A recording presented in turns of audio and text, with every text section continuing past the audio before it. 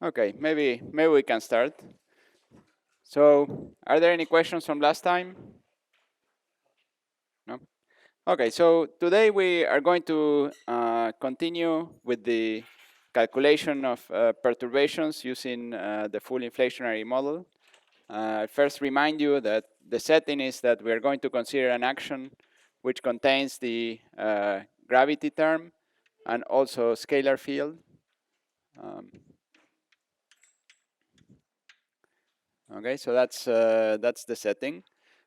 We're going to start with the background solution, which contains, well, this is just a review of what we said last time.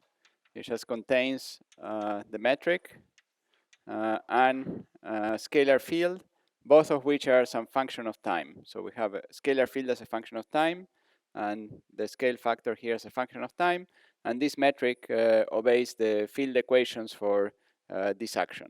Okay, so those are the equations, the slow roll equations we discussed before in the first lecture.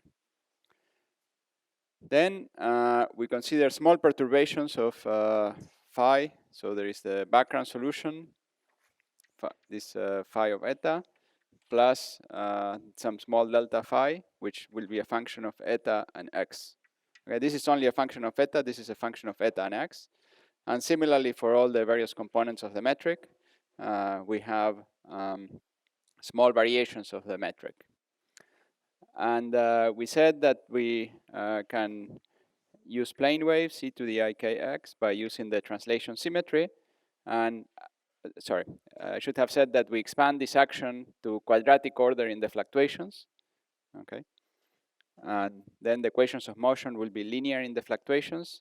We can do Fourier analysis in X by using the translation symmetry. Okay, so we do all of that. We discussed the fact that the metric components can be decomposed into scalar tensors and spin2 variables, and so there is the momentum vector k, and then there are the SO2 rotation symmetries around k, and so we can decompose all the various metric components into scalar, vectors, and spin2 fields under this decomposition. Okay. Very good. So now we'll discuss the one more thing to discuss. So we said that there are some gauge transformations.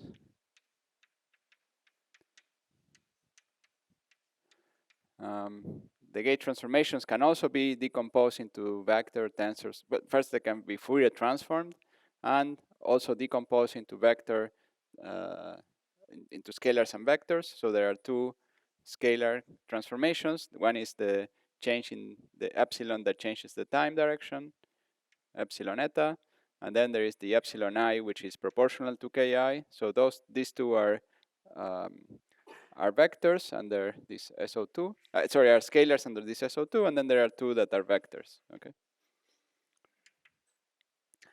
Now, each of these gauge transformations removes 2 degrees of freedom, one by gauge fixing, and the second by some constraint. Okay. So in the end, we end up with 3 physical degrees of freedom, 2 spin2 gravity modes, and then we have 1 scalar mode. Okay.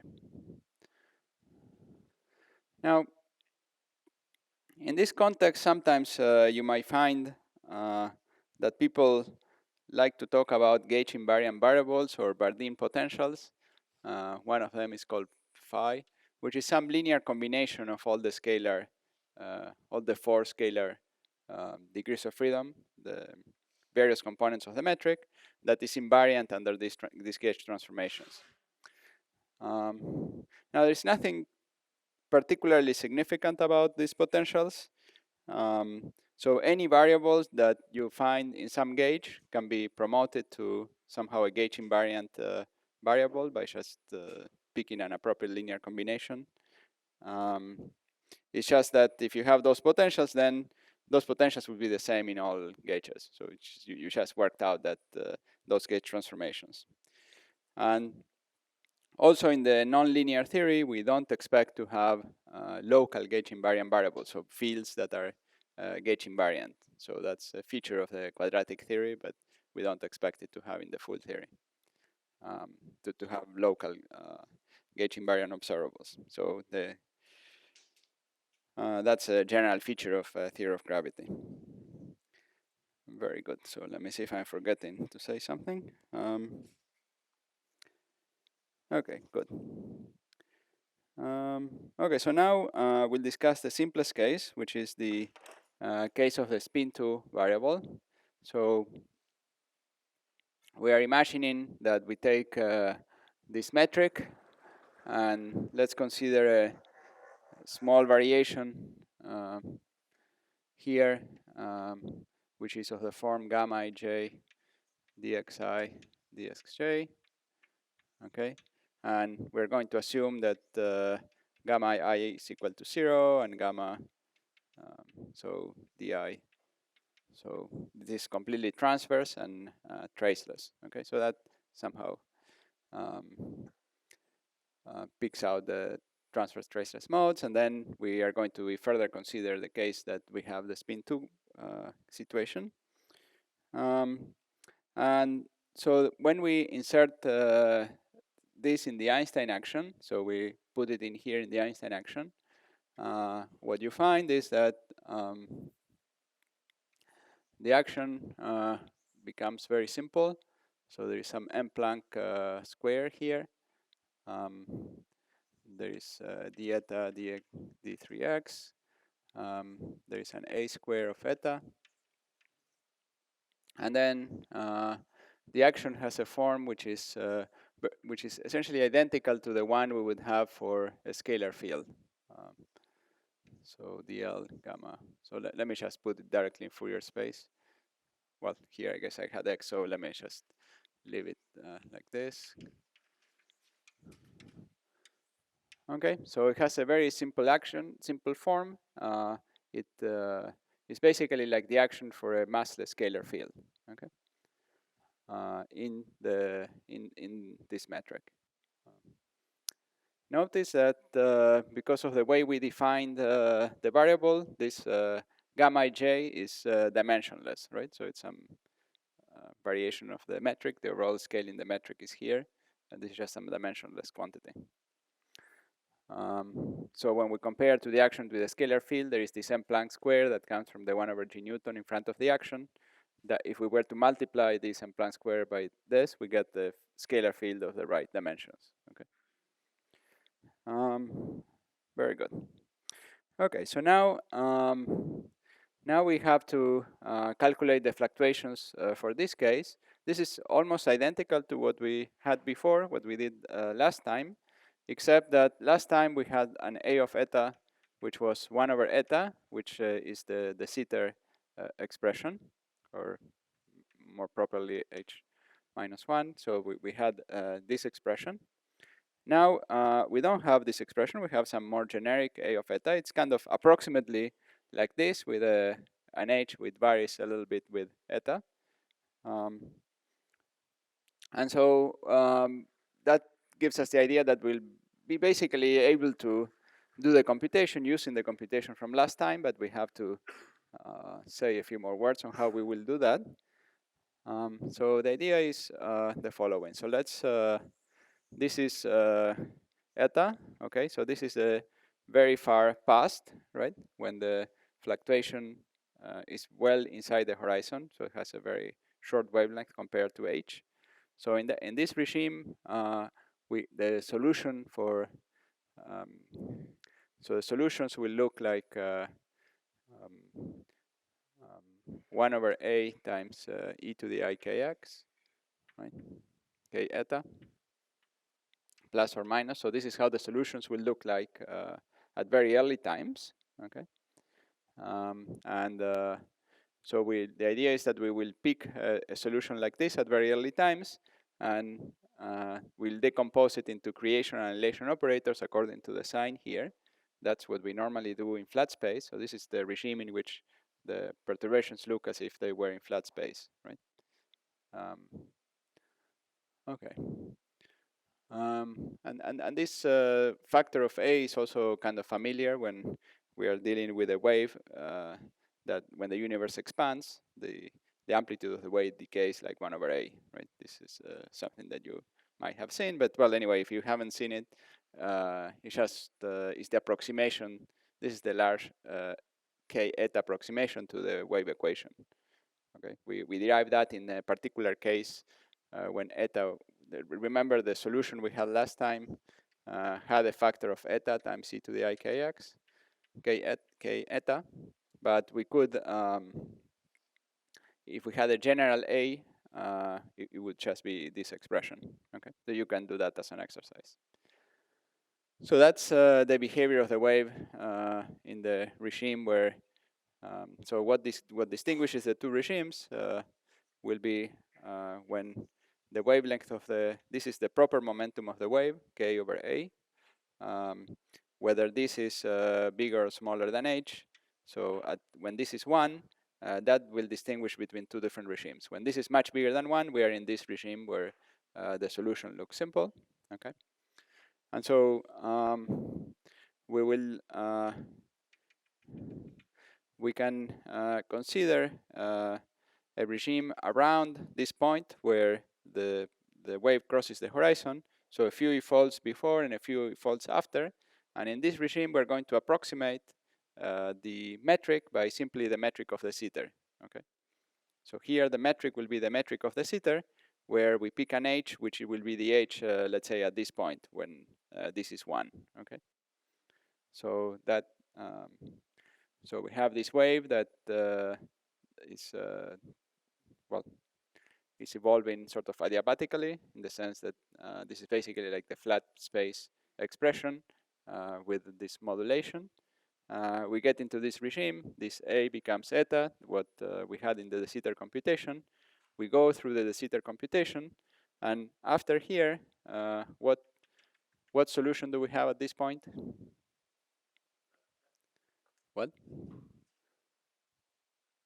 I didn't hear. Flat. You mean constant? Yeah, constant. Yeah. So here gamma becomes constant, right? Gamma becomes time independent, some constant, right? And this constant has a value which is of order h over m Planck. Okay.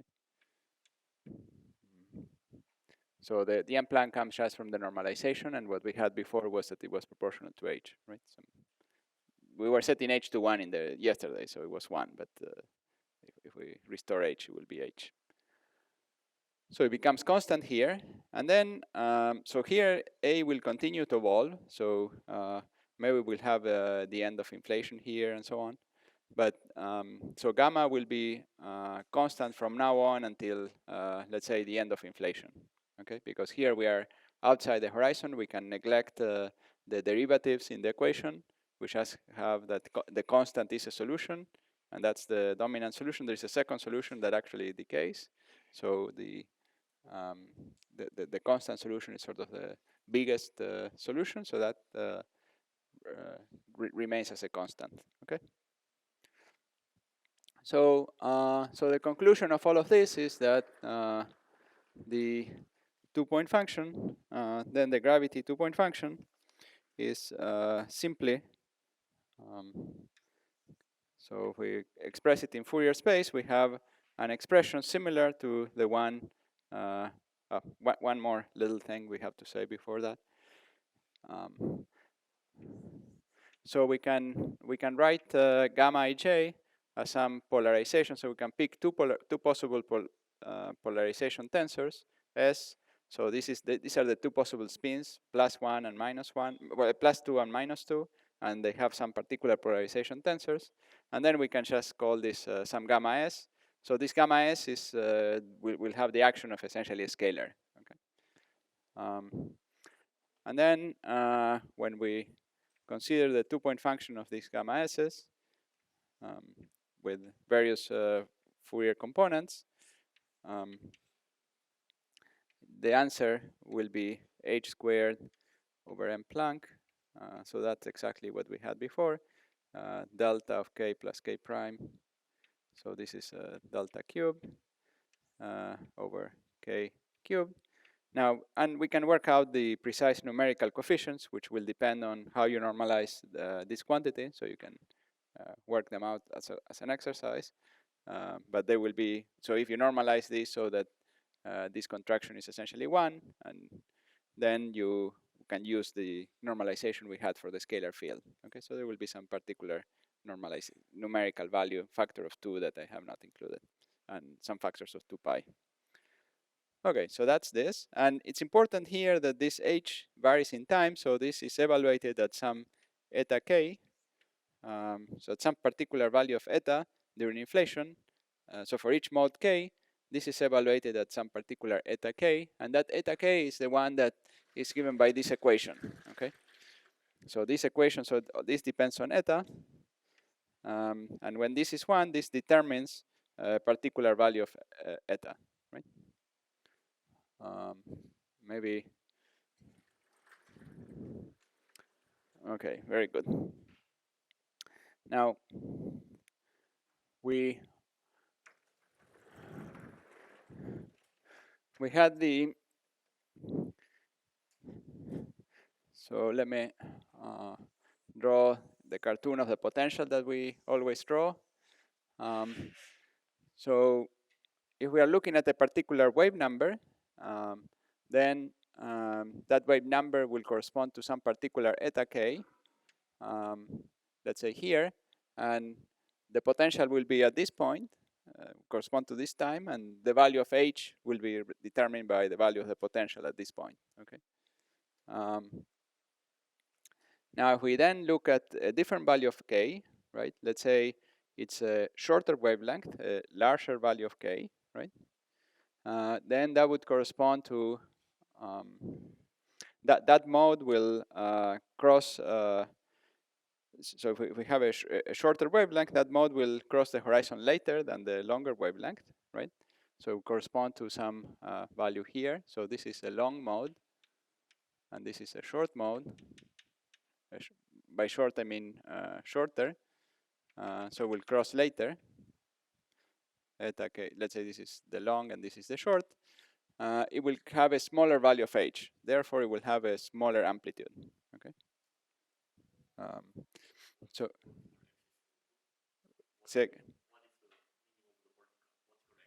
sorry, v of phi. And so this is proportional to h squared. Okay. So v. So we are rolling down a potential. So v will be bigger here than here, right? So at earlier times it will be bigger, and earlier time corresponds to longer wavelengths in our observations in the end.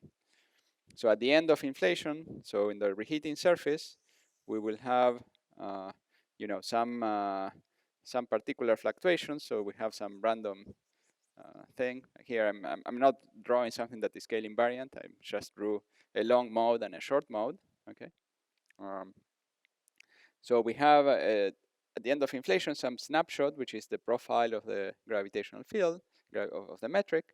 And in this case, I drew just a long and short mode.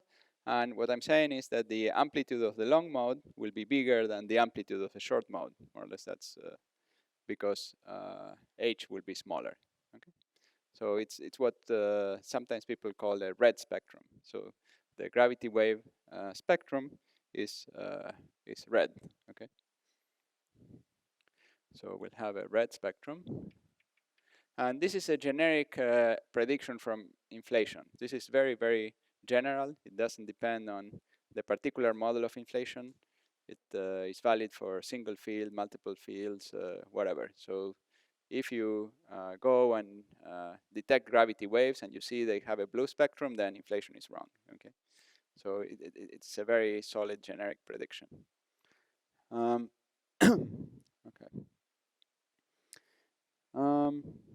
Now we can go a little further and calculate how we can calculate.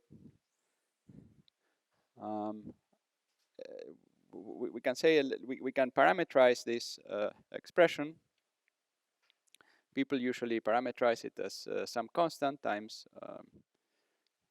so k, so there is this k to the minus 3 plus some nt, is called the spectral index of the gravity wave fluctuations.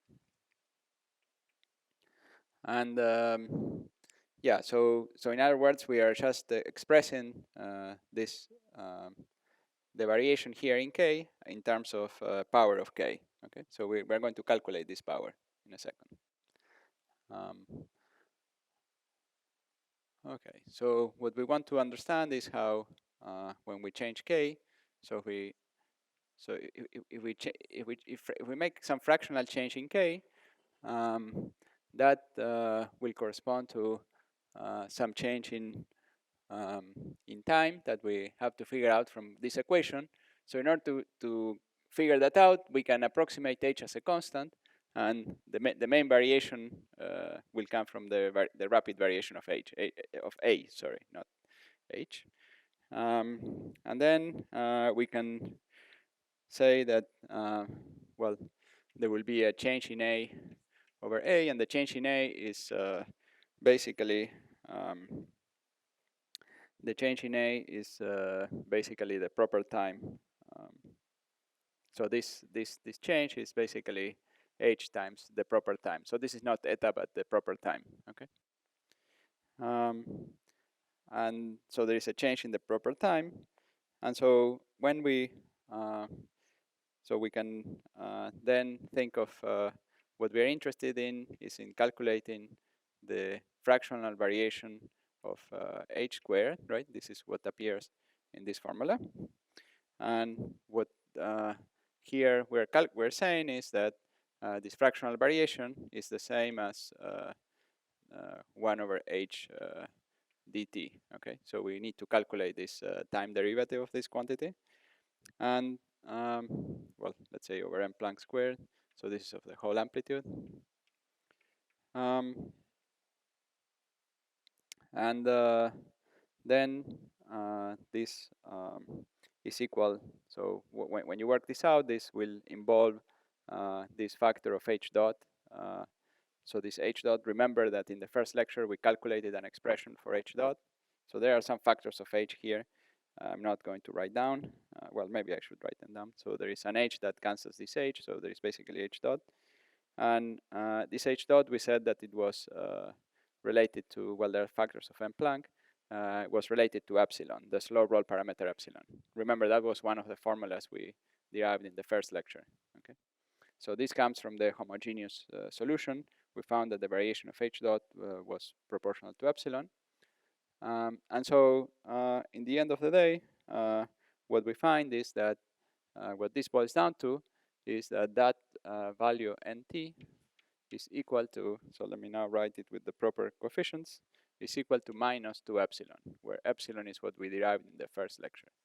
So that epsilon was positive and was small, was positive by definition, and there is a minus sign which is related to the fact that the amplitude is decreasing as we make k larger. Okay, as we go to shorter wavelengths, k is larger and the amplitude decreases. Okay, and this tells us exactly how it decreases. Okay, so that's a very interesting observable if it ever can be measured. So, of course, we haven't detected gravity waves yet, but if they are detected, then we will, of course, try to measure that. Now, one comment is that we haven't derived yet the amplitude of the scalar fluctuations, but we already mentioned the actual answer, and the actual answer is that for the scalars we get a similar expression, but with a 1 over epsilon here, right? We mentioned this. We're going to derive this more precisely in a second. But since we're talking about gravity waves, we should mention that this tensor to scalar ratio is proportional to epsilon. So this is a ratio of the amplitudes, right? And so this same epsilon appears in the ratio of these two amplitudes, so the amplitude of the scalar fluctuations, which we have already measured, and in the future we might measure the amplitude of the tensor fluctuations. and so we can calculate this ratio. And the same appears here, okay? So this is a so-called consistency condition. So it's a consistency condition for single field inflation. So here, in that case, these are two different observables which are given by the same number. So if people tell you that inflation is predictive in this sense, so in that simplest model, you get a relationship between the two parameters. We cannot calculate epsilon a priori because that depends on the potential, and we don't know the potential, so we can feed the potential to the data, but we can still have this relationship. Okay. Let me see, I'm forgetting something. So the gravity wave fluctuations have a distinct signature in the CMB through the CMB polarization. So there is so the scalar fluctuations contribute to the variations in the temperature of the CMB.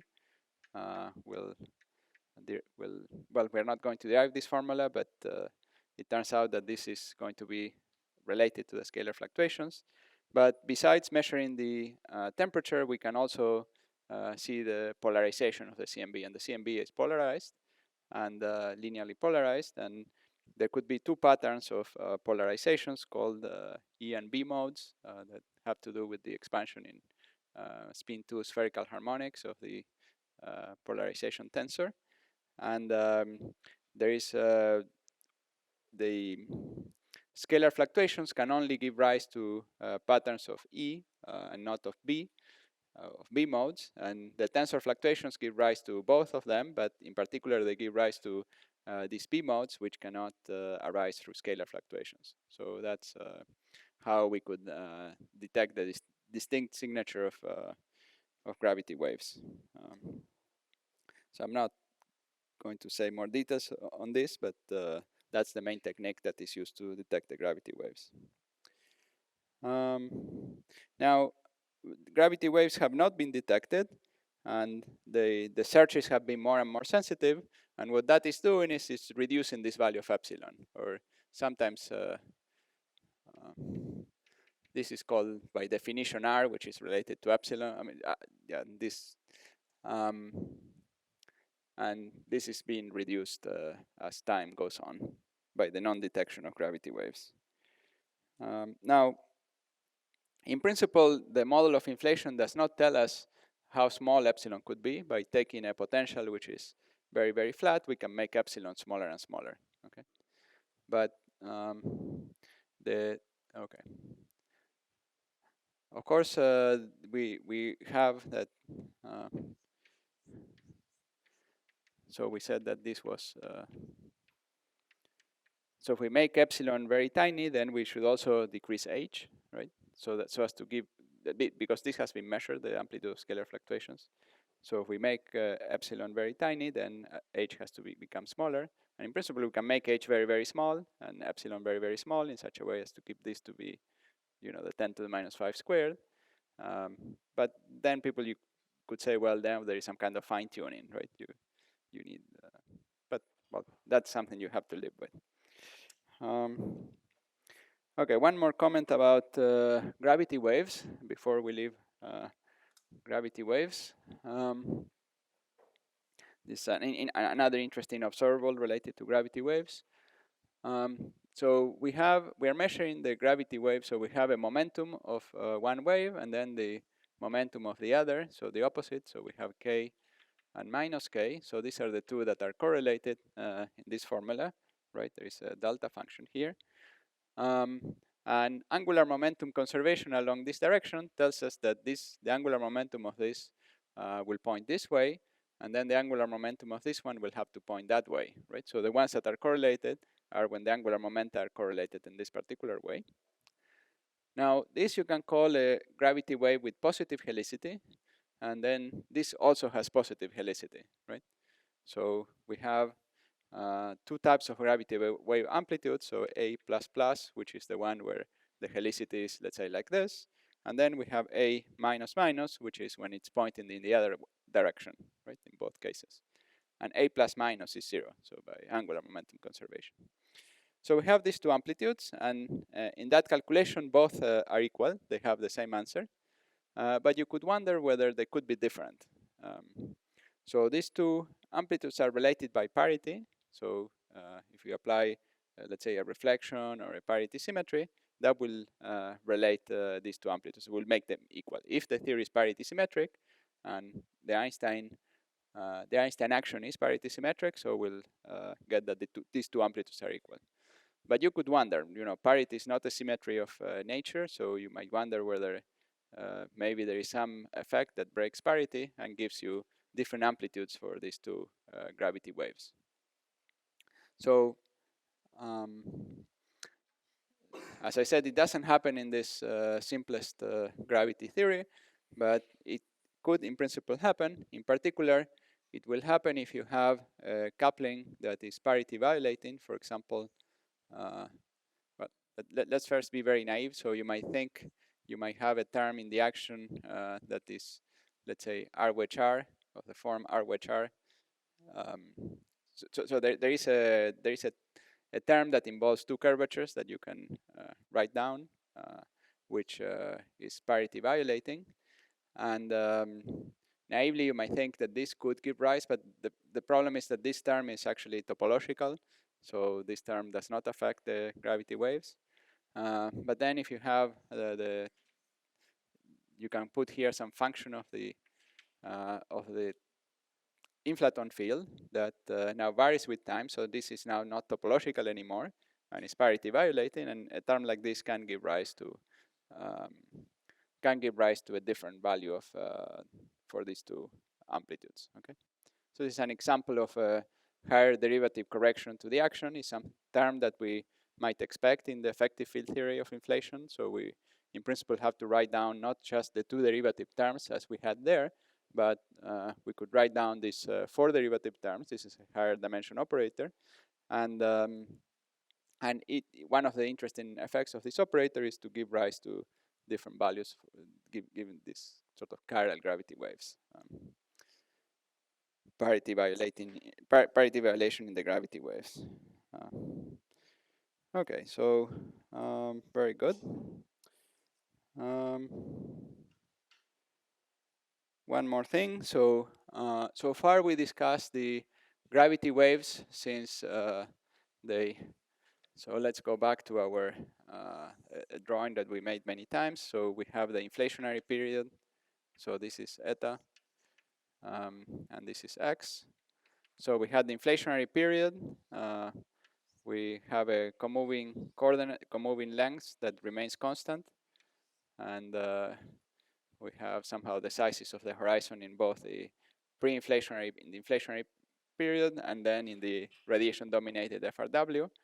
And so we discussed what happens when this mode leaves the horizon, goes through, let's say, the reheating surface, and then as it goes through the reheating process, the amplitude of gamma of the gravity wave remains constant. And let me just try to explain why it remains constant. It remains constant because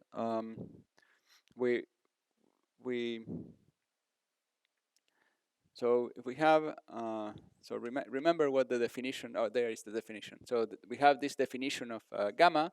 Now, if gamma was a constant, so independent of x, right, and independent of time, then we could, sorry, if it was independent of x, then we could just remove it by doing a redefinition of x, right? So it's basically gammas which are independent of x are just a coordinate redefinition of the flat space metric. Okay, so they have no curvature, nothing that is gauge invariant. It's just a simple coordinate redefinition. Okay, and so so we have some, from the point of view of local physics here, if we have a long wavelength like this one, it from the point of view of local physics in this region, this is essentially constant, and so it's like a pure gauge mode, which cannot be changed by local physics. Okay, so we could just remove it and choose just an x. We could define an x prime, which is x times 1 plus gamma, and maybe square root of gamma, maybe square root of this with some indices. Um, and um, and then in terms of x prime, we have just the usual homogeneous solution, right? So we go through this process the same way as we were going previously. So in the uniform universe, and then if we wanted, we could then switch back to the x coordinates after that. So that tells us that we should find the same value of gamma before and after the reheating, and not only reheating, but any other physical process that happens as long as the mode is outside the horizon. When the mode then comes inside the horizon again, so at this point, then the gradients will become important, and this gravity wave will start oscillating as an ordinary gravity wave should oscillate. It will start behaving like 1 over a times e to the I k eta, right? So actually the same way it was behaving here previously. Remember that it was also behaving the same way. So here again will behave in this way. And what this is saying is that the gravity wave will start getting an amplitude that is going to be reduced as the universe expands. So the amplitude gets reduced as 1 over a. It redshifts as we usually, well, its amplitude gets reduced by this factor. And so if we look at the gravity waves today, we will find that their amplitude is given by, well, we had this h squared over m Planck squared, right? So that, or yeah, that was what we got from inflation. And then there will be a factor that tells us how much they were reduced since they re-enter, so re-enter the horizon until today, right? So this is the difference in scale factor between the scale factor at the time of re-entry and the scale factor today. Of course, this will be square because it's one factor per. And so the amplitude in the end is given by a product of two factors. One that has to do with what was going on when the waves exited the horizon, and one that is related to what was going on when the waves re-entered the horizon. So in some fancy, nice future where we determine the gravity waves for all wavelengths, then we will be able to rid of the scale factor. So this will be a function of k. Well, this scale factor, of course, is a function. There is again a relationship between wave number and time, the same way that we had in the inflationary part. Also in this re-entry part, there is a relationship between k and time, and by looking at the amplitude as a function of k, we would be able to rid off the equation of state of the universe, and so on, of the later universe. So it's one way to probe the equation of state of the universe at all times, if we could actually detect gravity waves at all wavelengths. So if you have a proposal for an experiment that would detect gravity waves at all wavelengths, in very short wavelengths, that would be very welcome. Okay, so that's all the fun you could have in principle with gravity waves. And the physics, as you see, is relatively very simple. So we have one factor, the second factor here, and we've gotten everything from from the time of inflation till today. Okay. So now we'll switch to the scalar fluctuations and discuss derive this formula. So the goal of the next few minutes will be to derive this formula. Okay. Any questions about gravity waves? No? Okay. So now there are two gauge choices that are useful.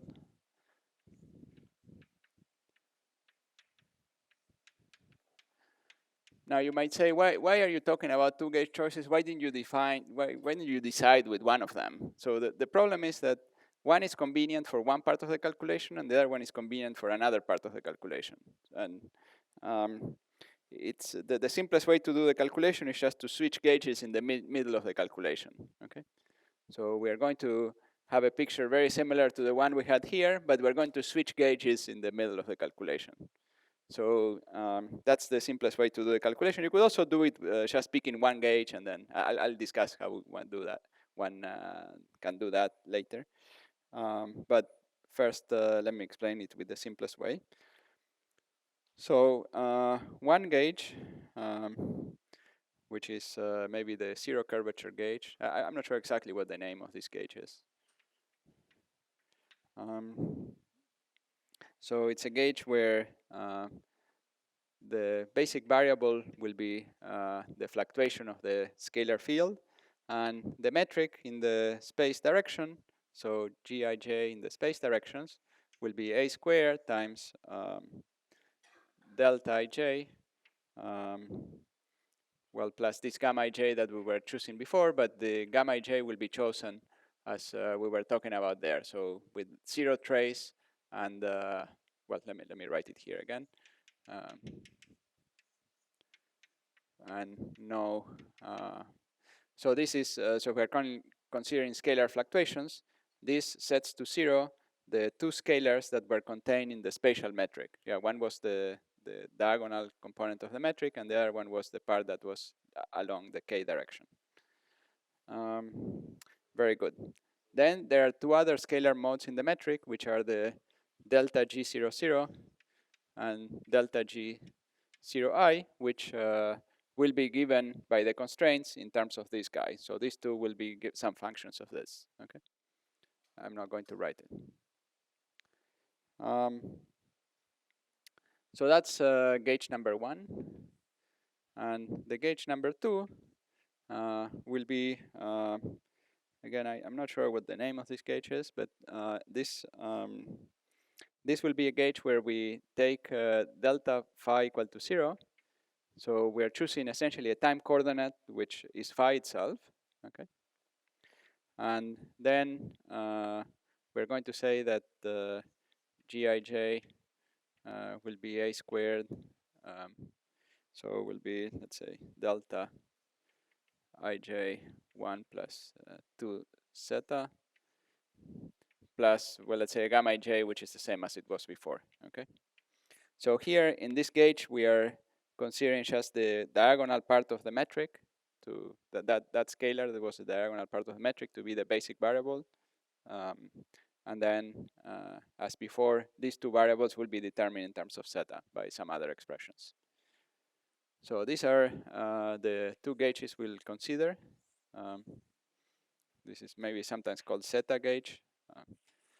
I realized in preparing the lectures that my phi and my zeta look very similar in the blackboard. Please don't confuse them. Maybe I should use a different color for this one. Let me try so that. Okay, so that's this zeta. Okay, very good. So, and it's useful to work out the gauge transformation between the two. And we'll work it out, let's say, at late times where zeta will be constant. I'll explain a little bit better why zeta is a constant at late times. And okay, so imagine we have our field. Imagine we start with the first gauge, so that we have phi of t plus delta phi, which is this phi. So this is the total phi, the total scalar field. And now we do a gauge transformation where we say that this t is some new t, let's say prime, plus some function t of the time. Okay. And so then that will switch.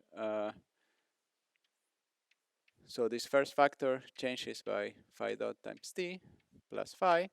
And we are computing everything to first order in the fluctuations. So in principle, there is also a transformation of this variable, which will be proportional to phi times t. But we're thinking of this gauge transformation as being of first order in the fields. So the only term that contributes is this term that is linear. Well, we only keep linear terms. So we have this this gauge transformation, which is just a linear shift in phi.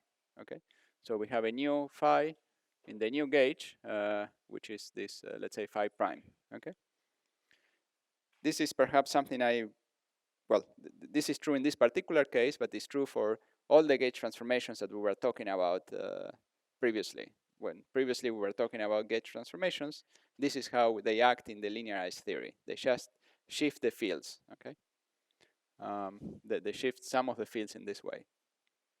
Is that clear? Okay. So you see that if we pick this this time variable, this infinitesimal transformation as being phi over phi dot, okay, then the new phi will have phi prime equal to 0. Okay, so that will be the new phi.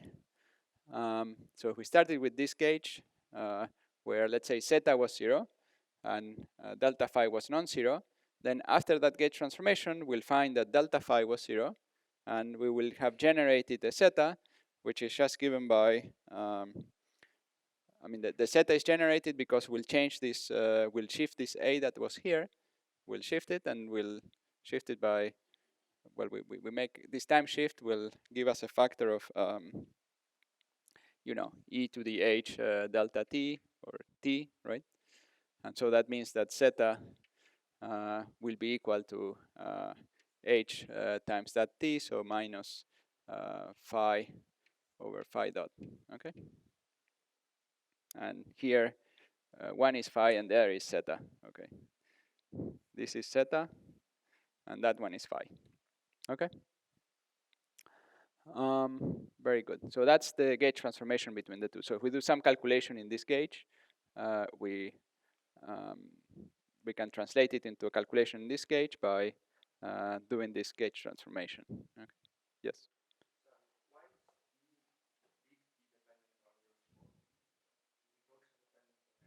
Oh yes, it's also dependent on x. I didn't write that.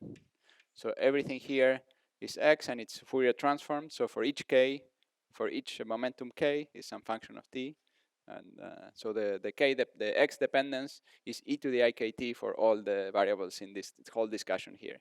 Okay. Yeah. Any other question? Yeah. So the gauge transformations are time dependent and x dependent, right? So they are dependent on all the coordinates. That's why they can remove fields. So that's why. So we, for example, here we see an explicit example by which, if with a gauge transformation, we can completely remove this field, right? So that's how we use gauge transformations to go to this gauge or to go to this gauge and so on.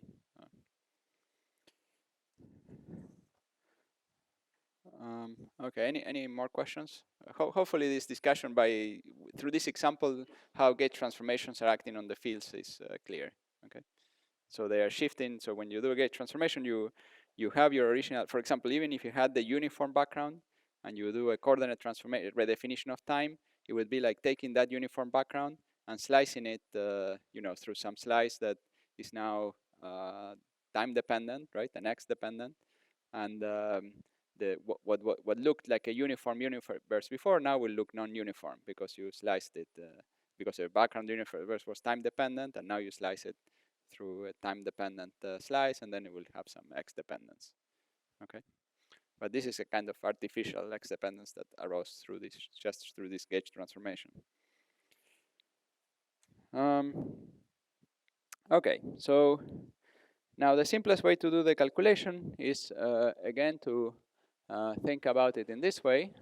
So we have the same picture we had here. We'll switch here the variables. So we'll start.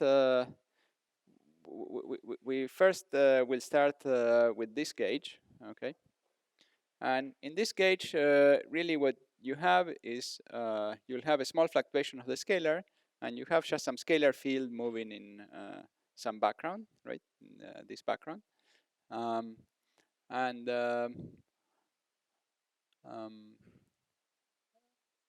yeah, and then you'll have an action very similar to the one I wrote for gravity waves, very similar, essentially the same as the action for a massless scalar field. And so the scalar field will evolve in this way. So that's what we are calling phi. Adiabatically through here. Then from here to here, we use the de Sitter computation, right?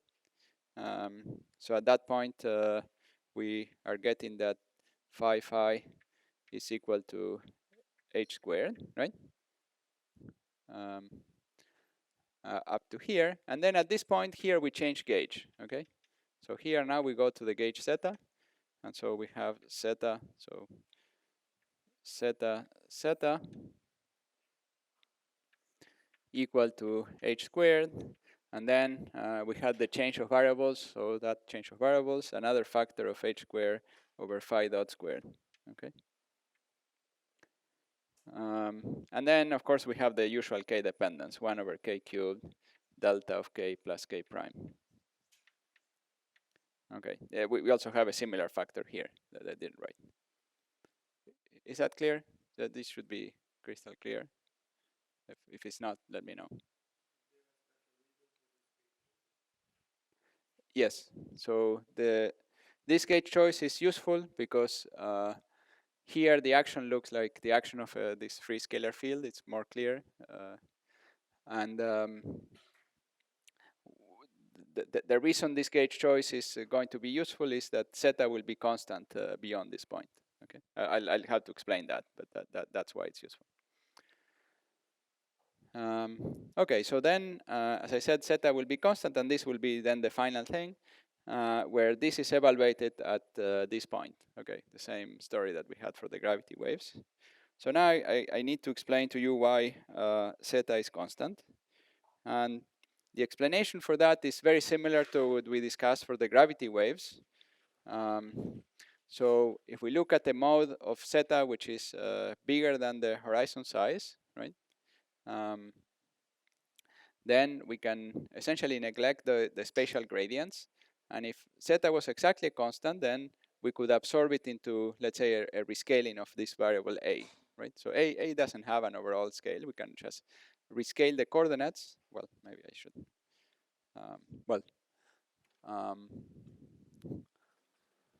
Write the metric. Anyway, so we can absorb this value of zeta, rescaling the coordinates, the same argument we had for the gravity waves. There it was a distortion, some linear transformation of the coordinates. Here it's even simpler, it's just an overall rescaling of the coordinates. And so that means that zeta is not only constant in this de Sitter phase, but it's also constant through reheating, so even after reheating, and all the way until the mode re-enters the horizon again. So through the whole later evolution of the universe, zeta is constant until we re-enter the horizon again. And the argument is essentially the argument that for very long wavelengths, this is essentially a pure gauge transformation that we can just remove by change of coordinates, and it's not detectable by local physics, and because of that, it cannot be changed by local physics. Okay. Good. So that's something. So that's the reason for liking this variable zeta. Now notice that if zeta is constant outside the horizon, and this value h over phi dot does not have to be constant, right? And in fact, this phi will not be constant. So if we had chosen the phi coordinate, we would have to worry about how it changes outside the horizon. But if we choose zeta, we don't have to worry about that. Okay. Very good. Now, this zeta is sometimes also called curvature fluctuations, or sometimes adiabatic fluctuations. So let me say why they're called curvature fluctuations. So if we take this metric and we compute the scalar curvature of this metric, it will have a contribution. So this is the scalar curvature of the three-dimensional metric. It will be proportional to the gradient of zeta, or k squared times zeta. So up to the factor of k squared is like the curvature. So properly speaking, the curvature is really k squared times zeta, right? And perhaps you're familiar with the fact that when we solve, let's say, the Friedman equation with, let's say, constant positive curvature or constant negative curvature, that curvature remains constant in the evolution. So that's similar to what we are talking about here. Very good.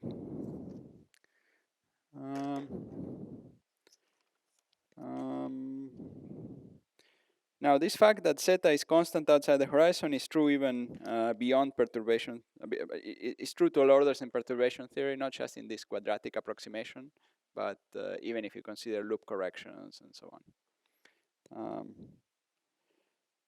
Okay. Now, you could ask, well, why do you have to change gauge in the middle of the calculation? Why couldn't you have done the calculation completely within this gauge from the beginning? Okay. And the answer is yes, we could have done that. And in fact, you can take this metric and put it in the original action and expand to quadratic order, and what you get is an action which is equal to m Planck square over 2 times an integral d eta dx, d3x, phi dot square, and dot is derivative with respect to proper time, not eta, and then a squared d eta of zeta square minus k squared zeta squared. Okay. So we could have done that. You need to do some algebra to get to this, lots of integration by parts and using equations of motion and so on, and you get eventually this action. Okay. And we could have done the calculation in this way too, and the calculation would be essentially the same. The new feature is that there is this overall factor multiplying in the action, right? And which is the extra factor that we got in the expression for the scalar fluctuations. So if we didn't have this factor, we would get the answer we were getting for the metric fluctuations. So h over m Planck squared. Maybe I should rewrite it again. Sorry that I'm writing these expressions so many times, but so this is what we would have gotten if we didn't have that factor, and because we have that factor, we get an extra factor of h squared over phi dot squared. Okay. And this is an extra factor of 1 over epsilon. Okay. So that's where the extra factor of 1 over epsilon comes from. Okay. We derived previously in the first lecture that was the factor of 1 over epsilon. And that's why we get this scalar to tensor ratio, the tensor to scalar ratio, which is proportional to epsilon. Okay, any questions?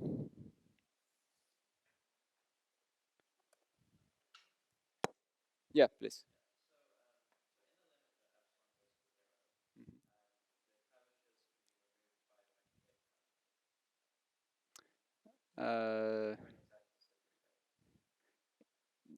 Sorry, in which limit was your? Yes. Yeah, so this is a tricky thing when we talk about scalar fluctuations. Notice that so when epsilon goes to 0, that this coefficient will go to 0, and then there will be large fluctuations in this mode. Now it's true that if phi dot was exactly 0, then what happens is basically that this mode becomes like pure gauge. It can be removed. That's what you were asking, perhaps. Okay, good. Yes.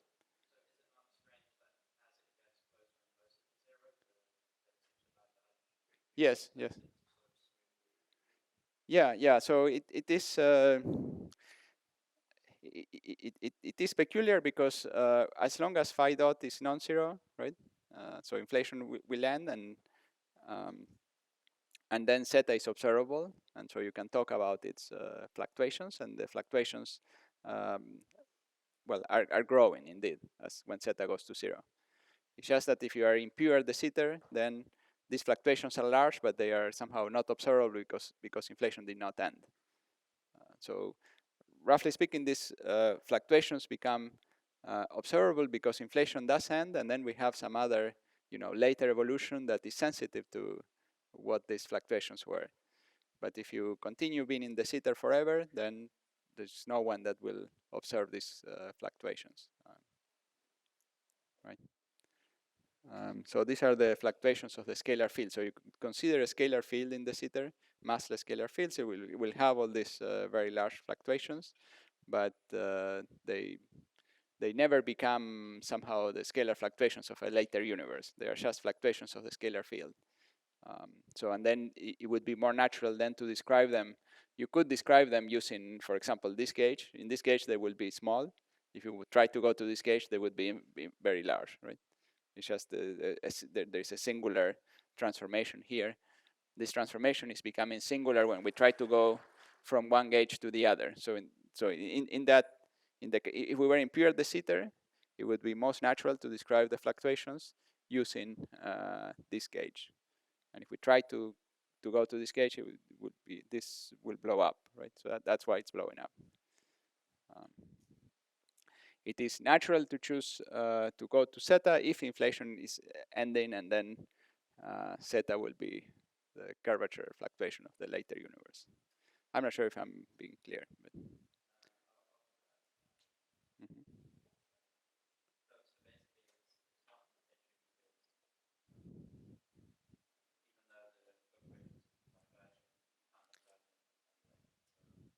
yes. Yeah, that's right. Right.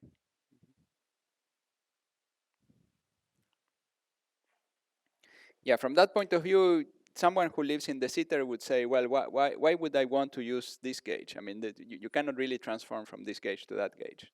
So it's not good to choose these type of variables. Right. So someone in the sitter will just use the description using this gauge and will never go to that gauge. Will never describe the fluctuations using zeta.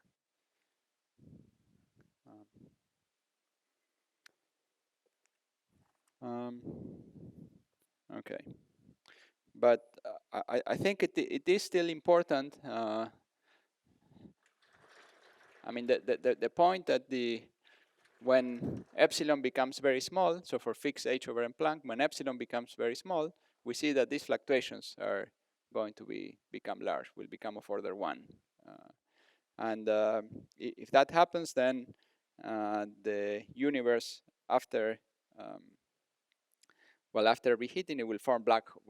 After these modes re-enter the horizon with the zeta, which is of order 1, that would mean that those fluctuations will have order 1 density fluctuations, and they typically will form black holes. So they can form black holes pretty easily and will generically form black holes.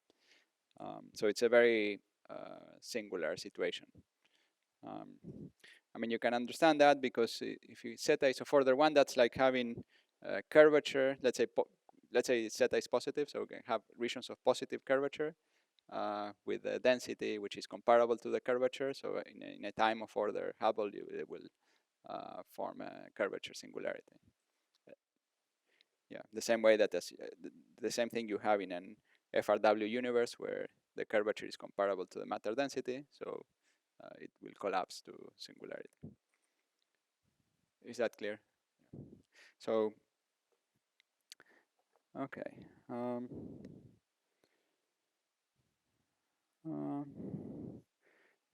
Yeah.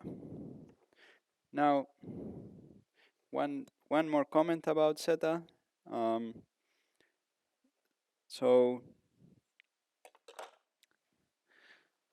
So after we go through the reheating surface, I didn't write the diagram. So we can continue to use this type of gauge after the reheating surface, and what we would find is that there is a fluctuation in zeta in the curvature, but the densities, let's say the density of matter and dark matter and all that, will have no fluctuations, right? So that would be a gauge in which all the matter quantities have no fluctuations. And that means that if we later go to some other gauge where, let's say we set this to 0, we go to a gauge which is analogous to this one. In that gauge, we would have matter fluctuations So all the fluctuations will be proportional to each other. So rho dark matter will be equal to rho radiation over rho radiation, etc. So all the fluctuations will be proportional to each other because they basically would have arisen through the inverse of this mechanism, right? Of just doing the gauge transformation, where that removes zeta and puts the fluctuations back into matter. Okay. So the fluctuations that obey this type of condition are called adiabatic fluctuations, and it's the same as saying that if you choose a gauge where, let's say, there is no dark matter fluctuation and there will be then no other fluctuation of any other of the fluid components of the universe, and that all the fluctuations will be in the curvature. So that's equivalent.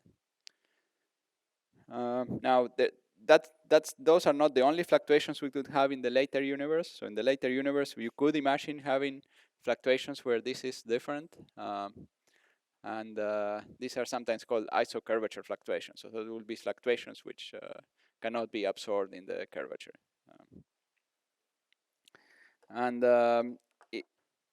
The simplest inflation model does not produce those fluctuations, but you could consider other models with more scalar fields. So with, let's say, more than one scalar field, and those could induce these isocurvature fluctuations. Now, to describe the data that we have today, it's enough to consider the adiabatic fluctuation. So that's one, let's say, if you wish, evidence for this picture of inflation, that with the simplest model with just only adiabatic fluctuations. So that the fact that the fluctuations are adiabatic is it has something to do with the structures of the peaks in the CMB. So, well, if you want, let me not discuss it in complete detail. But so somehow when you well, maybe I should mention a couple of things about that. So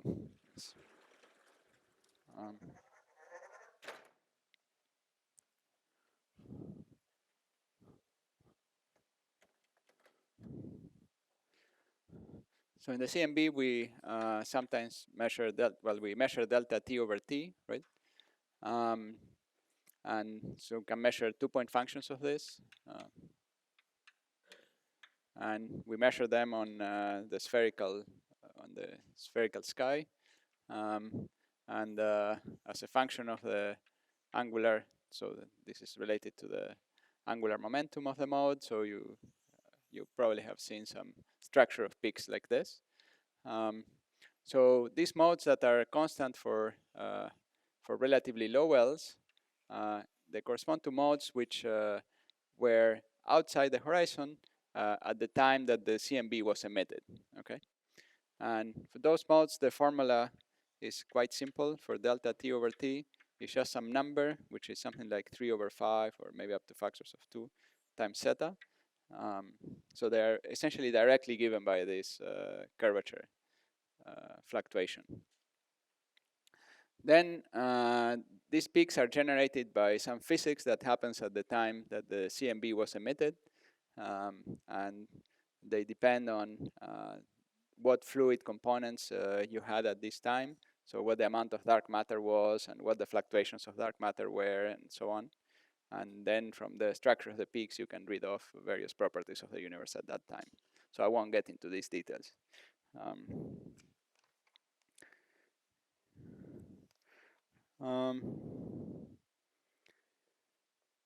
Okay.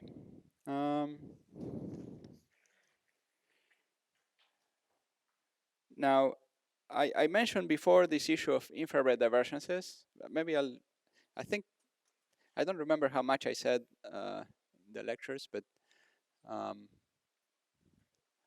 so when we calculate zeta in position space, you get a divergence that comes from doing the Fourier transform, right? But again, this is related to fluctuations of very long wavelength modes of zeta, and for the same reasons that we were talking just a moment ago, those very long wavelength modes of zeta, bigger than the size of the universe today, are not observable. So those divergences, we don't care about those divergences for any observable that we do today. So they are irrelevant. They are divergences in pure gauge degrees of freedom that we don't care about. Okay, very good. Okay, so now I think I would like to talk about a slightly different way of thinking about this computation. So this finishes, okay, so this finished the calculation of the scalar fluctuation and associated discussions related to scalar fluctuations. Let me pause in case there are some more questions about this.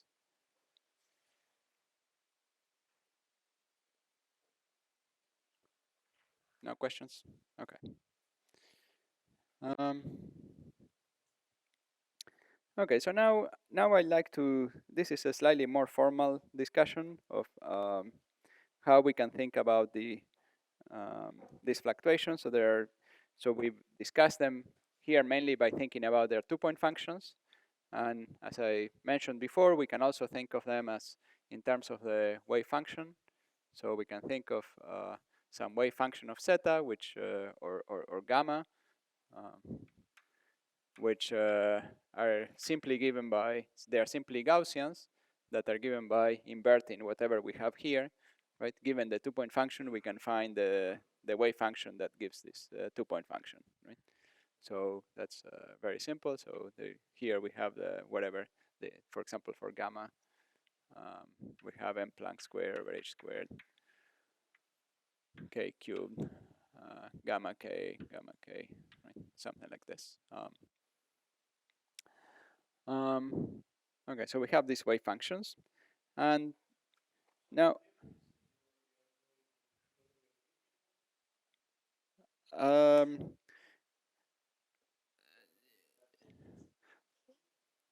yeah, so here yeah, let's say this is the Schrödinger wave function at late times. So because gamma becomes independent, the wave function becomes time independent at late times, and so we can evaluate it in this way. But yeah, this would be like a Schrödinger picture wave function.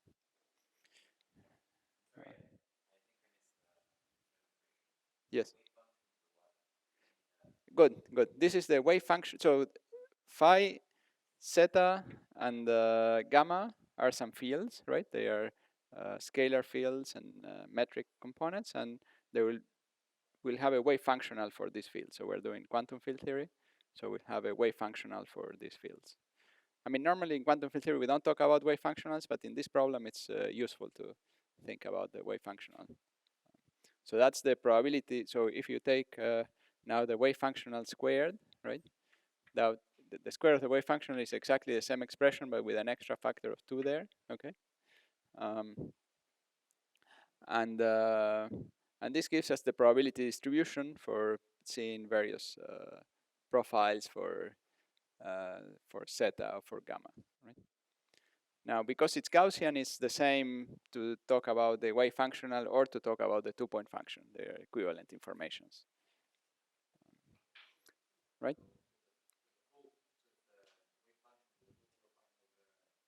Yes, for the whole profile of the field. Yeah, exactly.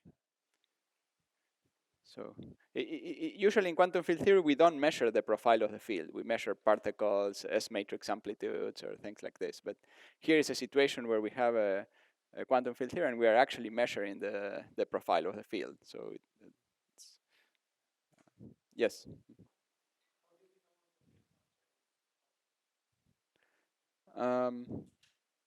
Well, because we had basically because we had that harmonic oscillator discussion, right, from when we were talking about the scalar fields. That's how we know. But we can derive it. Now I was planning to say a little more about the wave function and how we can calculate it. Yes.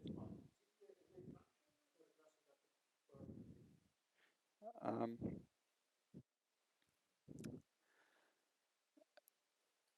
well,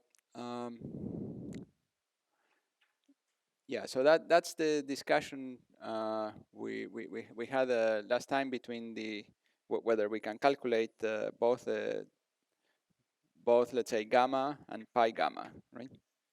So to the extent that gamma and pi gamma do not commute, right? We can think of this as a wave function. Pi gamma is the I times the derivative with respect to gamma, right? Now, because the wave function is real, the expectation value of pi gamma will be 0. That's saying that phi does not depend on time, right? And for the purposes of the later universe, we will be caring mostly not about pi gamma, but gamma dot, which, as we saw, was essentially commuting with gamma. And so we can really think of this as a classical probability distribution, especially this quantity. So this quantity is the classical probability distribution that will determine the initial conditions for the later universe. So I'm not sure if it's clear. So at this point, so here you could consider this as a wave function, and you could consider measuring pi and so on. You'll get 0, but you could measure commutators, and it's a standard wave function.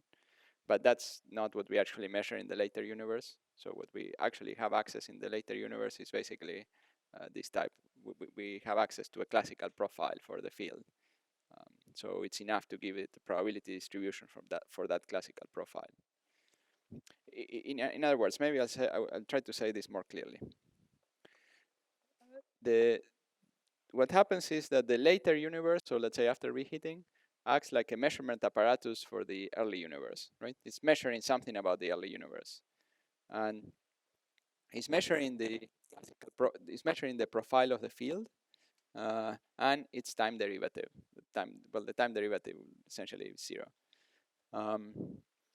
And these are classical measurements. So in order to describe them, it's enough to give a classical probability distribution. We don't need to have the wave function. If we have the wave function, we can coarse grain it to a classical probability distribution. But we are not measuring in the late universe. We are not measuring non-commutative observables, non-commuting observables. So yeah, is that more or less clear?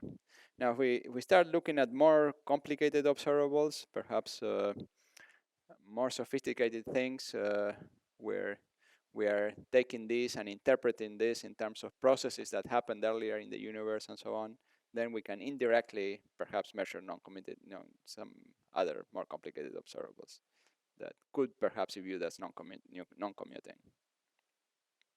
But that's some interpretation we'll have to, further interpretation we have to make of this wave function. The primary thing we measure is this probability distribution. So everything will essentially be based. So we have, at the time of reheating, we have some profile for this field with fluctuations and so on. We make this measurement, and anything we will say will be based on having measured this, which is essentially classical measurement. I mean, as this classical thing could be coming from, let's say, some other quantum things that happened before, and then we could reinterpret them as having measured something more quantum.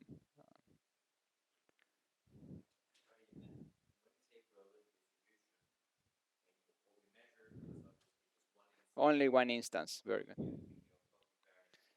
Yes. So exactly, yeah. So we measure only one instance, and we make the hypothesis. We have to check whether that one instance is a reasonable one instance of this probability distribution. Yeah. So then you have to say, well, I'm assuming it's, let's say, more or less translation invariant, and if I measure a short mode here and a short mode here, it's more or less equivalent to separate independent measurements of the short mode. Yeah. Okay. Very good. So now we'll discuss this perspective of the wave function. And yeah, so what I'm going to say now, it's kind of trivial, but it's somewhat useful for thinking about this problem. So I'll say it anyway. So let's start with a harmonic oscillator. Let's suppose that we have a harmonic oscillator, so a standard harmonic oscillator, Lagrangian q dot minus q squared, right? And we are interested in the wave function of the ground state of the harmonic oscillator, right? And so one way to calculate the wave function is to do the path integral. So we have, let's say, Euclidean time, t Euclidean, from, let's say, minus infinity to 0. And we consider all various, so this is q, so we want to evaluate the wave function at some q. And then we consider all possible paths that that are in Euclidean time from minus infinity to the origin. And at minus infinity, the path is, let's say, close to the ground state of the, well, close to q equal to 0. So we consider all those paths, right? That start from q equal to 0 and reach any point here. And then after we do that, so we do the functional integral with the usual S Euclidean factor, which this is a function of q of t, where here we have the boundary conditions that q of 0 is equal to the q that at which we are evaluating the wave function. And so that whole path integral is supposed to give us psi of q, okay?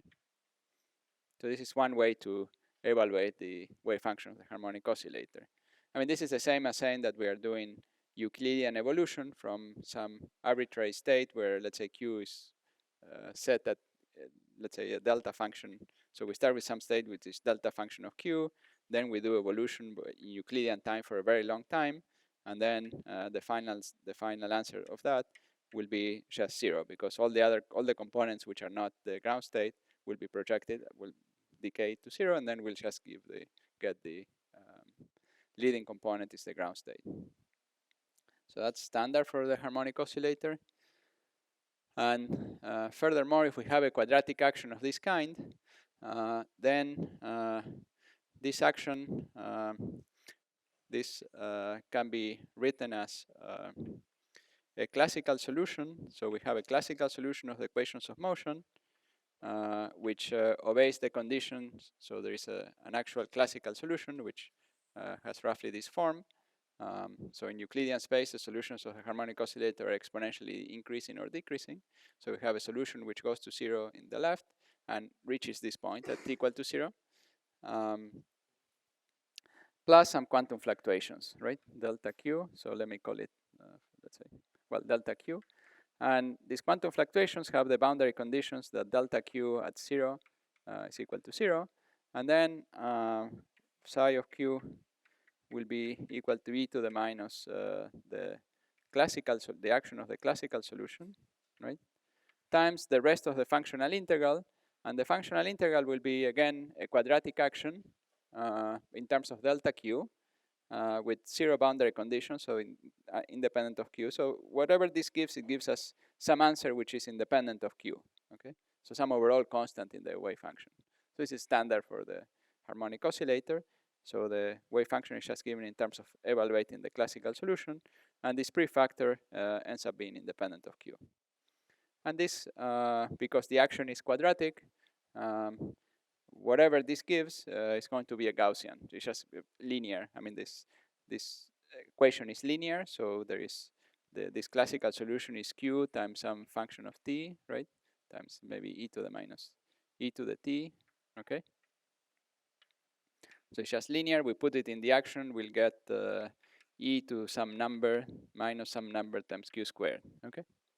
We got the Gaussian wave function, okay? Good, so this is for one harmonic oscillator. Of course, in quantum field theory, we have a collection of harmonic oscillators. This is also true for quantum field theory wave functionals. So we could do the, we could have said that we have a full quantum field theory and we evolve in Euclidean time and we get the wave functional at t equal to 0 for the field theory ground state. It's again a collection of Gaussians. Okay. Now, in this case of inflation, or let's say de Sitter first, let's consider just de Sitter. The idea is similar, so we have the time variable eta, okay, And then we are interested in evaluating the wave functional at late times. So the idea is that that wave functional in the leading classical approximation will be e to the I, the classical action, evaluated on some classical solution, or the action evaluated on some classical solution, let's say phi classical. Let's say we have a scalar field in the sitter. So phi is a scalar field in the sitter. We're trying to evaluate the wave functional at late times. Okay, so that's the same thing we're talking about when we're talking about that over there. So we can think of it in this way, and in order to select the ground state, we could just say that in the eta variable, we analytically continue eta into the Euclidean time, into the Euclidean direction. So we give some imaginary part. So before we took eta to go to minus infinity at early times, but now it will be minus infinity plus or minus I times some epsilon times infinity. Okay, so we're going at some angle. Okay, and there is one sign of epsilon that I always have to work out exactly what it is. I think it's plus. Anyway, so the sign of epsilon is chosen so as to suppress the fluctuations at early times and select the ground state. Okay, so in other words, what are the classical solutions? So the classical solution, let's say for a massless scalar field, we discussed in the previous lecture that they had this form and a similar form with the complex conjugate. So there were two. There was this solution and the complex conjugate solution. And this condition selects one of the two solutions. So for example, if we pick this type of condition at early times, then this I with this I gives a minus sign, and this will be suppressed. So this is the solution we should pick. And then there is we are trying to evaluate the wave function at here in the future. So let me call this phi future. Okay. So we're trying to evaluate the wave function as a function of a profile of phi, some function in the future. So this will be the Fourier transform of the mode k of this future value of phi. So at eta equal to 0, it goes back to the value we are evaluating the wave function here in the future. And at early times, it goes to 0 after we analytically continue in this way. Okay. Very good. So we take this, we put it in the sitter action, and we evaluate, and we get a wave functional which is of that form. Okay, which is notice that we have an I here, but this wave function, because the solution is not real. So even though we evaluate this on a real value of the field, the solution is not real because of the boundary conditions that we picked at early times. So that selects a complex solution, such as this one, which has a few i's. When we put that into the action, we'll get an I that cancels this I and get a real solution and with a minus sign as it should be. Okay, a Gaussian wave function. So this is a very direct way to get the Gaussian wave function. So for example, you were asking me about how do we know the wave function is Gaussian. So this is a procedure that will obviously give you a Gaussian wave function because the action is quadratic, and so whatever we get will be quadratic in phi. So the only thing you need to check is that you get a minus sign. Yes.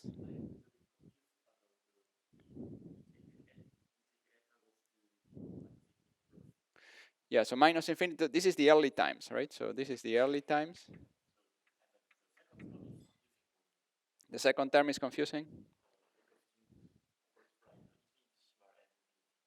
Yeah, so this is infinity, right? And so what this means is that we're going in some angle. So if this is, yeah, let me be more clear. Yeah, it wasn't clear enough. Let me be a little more clear. So let's discuss so there is some complex eta plane, right? So eta is complex. And so there is the real values of eta around here, right? This is eta equal to 0. This is eta equal to minus infinity, right? Real. So this is the real axis for eta. And before, in this whole discussion, we were just dealing with the real axis of eta.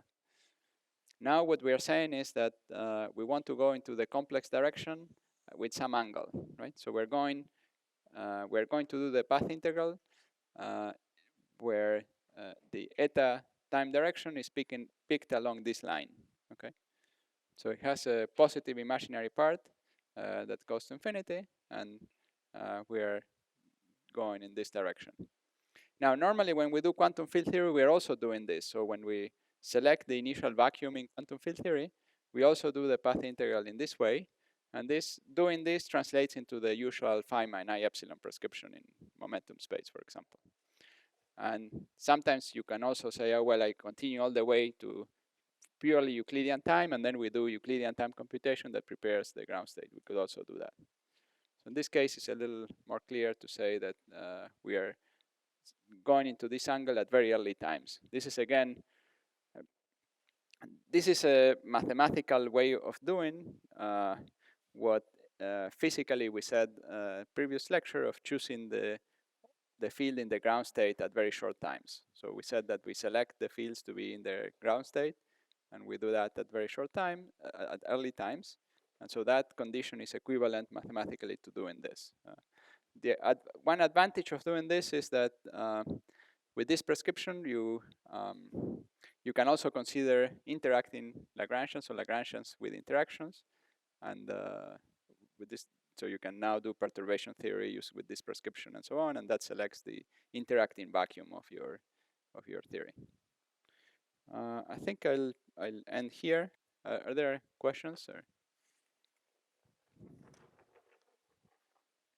no? Okay.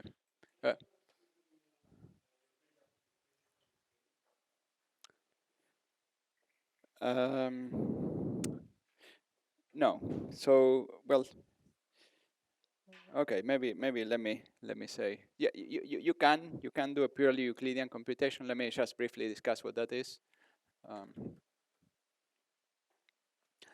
That was the next topic to discuss, so I'm going to go a little bit into.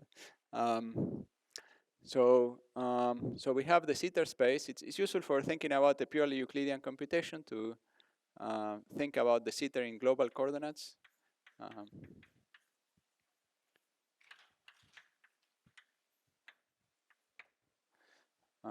So the global coordinates, well, we have a Penrose diagram which looks like this, or a non-Penrose diagram would be something like this. So we have a sphere that contracts and then expands again. Okay, we can rescale that and have a Penrose diagram that looks like this. So this is the north pole of the sphere. This is the south pole of the sphere. It's really a three-sphere. Okay, now the flat slices we were discussing in these coordinates, they basically look something like this. So these were the flat slices of the zeta that we were always discussing before.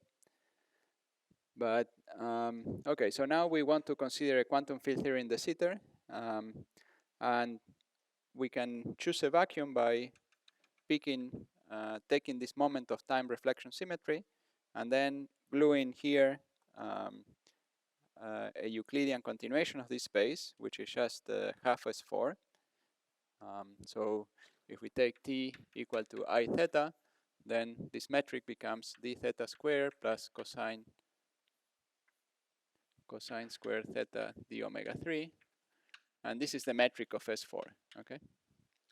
So at t equal to 0, theta equal to 0, we have a space which is just an S3. And then we could start with a half Euclidean S4. That's Euclidean evolution, right? So doing Euclidean evolution over some Euclidean time will prepare some state for the quantum fields. And then we can evolve that state further in Lorentzian signature, right? So we then evolve in Lorentzian signature, and we get the wave function here in the future by this procedure. So it's not completely Euclidean in the sense that we have some period of Euclidean evolution, and then we continue with Lorentzian evolution to get to late times. So hopefully that answers that question. And yeah, so this gives the same vacuum that we got by thinking about the short distance modes and so on that we discussed before. So the two procedures give the same vacuum state, the same correlators. This procedure has the advantage that it's a bit more manifest that this will be a vacuum which will be invariant under all the symmetries of the Sitter space. And it has some other advantages that maybe I'll discuss next time.